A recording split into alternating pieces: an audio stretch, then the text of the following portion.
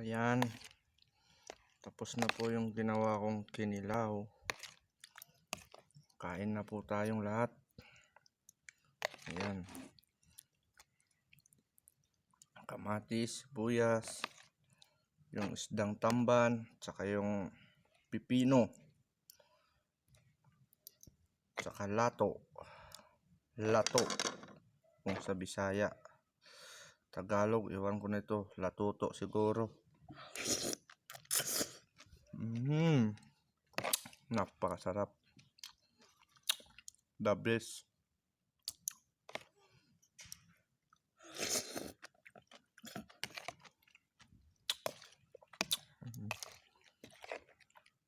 Sarap talaga niya. Lalo na yung lato.